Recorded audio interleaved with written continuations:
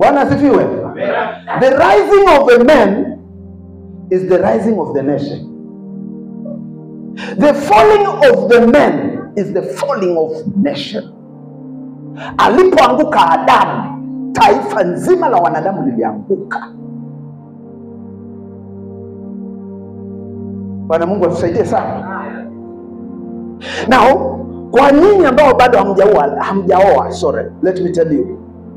If your woman will find you kwa uzinifu, that's the place mtakaa.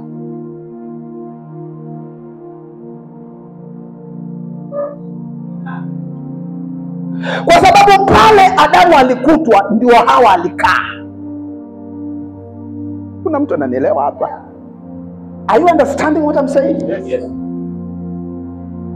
Ikiwa mke wako atakupata mahali ambako ni kwa uvivu, huna shughuli ya kufanya, that is where your wife will be. Mke wako akikupata ni mahali ambako umekaa, hakuna kazi ya kufanya, you are just there sluggishly. That is, you ladies, let me tell you, kama unataka kuponea hizi tabu za ulimwengu, usiende kwa lidude ambalo limekaa halina shughuli ya kufanya. Because ukienda hapo ndio utakaa. Sikudangani. You will try kukimbia uende Uarabuni kufanya kazi. Utaliwacha lile jamaa pale. You will never be happy.